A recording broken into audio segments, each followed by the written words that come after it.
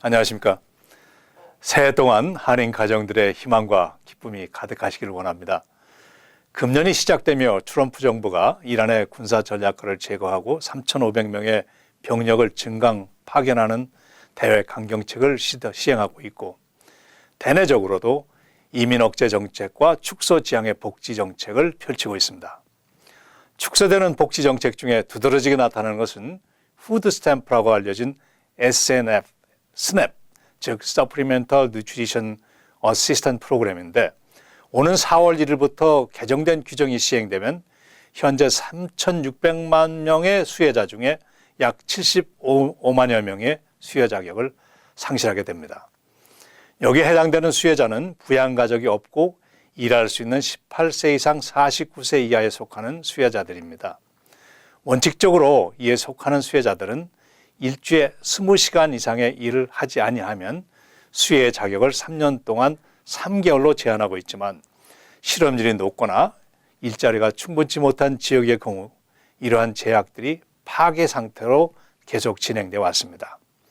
36개 주에서 실업률이 높은 지역에서 이 파괴된 조항이 실행되어 왔습니다. 그러나 현 정부는 원칙적인 규칙을 복원해서 강력하게 시행하고 단 6%의 실업률을 보이는 지역에만 혜택을 연장할 수 있다고 합니다.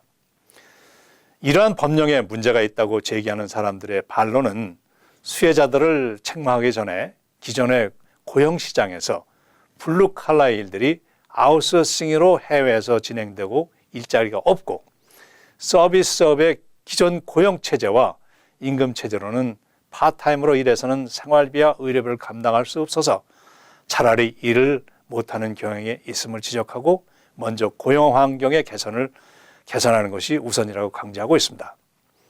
그러나 정부 측에서는 2000년 실업률이 4%였을 때 푸드스탬프 수혜자들이 1,700만이었던 것이 실업률이 3.6%는 2019년에 수혜자가 3,600만 명으로 2배 증가한 것은 복지 시스템에 문제가 있는 것이고, 한편 정부의 복지 정책은 일할 수 있는 사람은 정부에 의존하지 아니하고 자립할 수 있는 기회를 제공하는 것이지 혜택에 의존하여 살라고 하는 것이 아니다라며 단호하게 발표하고 있습니다. 이러한 조치는 향후 5년에 약 55억 불의 지출을 줄일 수 있을 것으로 추산되고 있습니다. 이러한 지출의 일부를 푸드스탬프 지원, 직업훈련에 사용하는 것이 효과적임을 발표하고 있습니다. 이러한 강경한 태도는 향후 다른 복지 분야에서도 강조될 것으로 예상이 됩니다. 특히 메디케이드에 대한 염려인데, 기존의 메디케이드는 연방정부와 주정부가 함께 관리하여 주정부마다 약간의 차이가 있지만 메디케이드의 지출이 폭등하며 이에 대한 조정이 불가피한 것으로 예견되고 있습니다.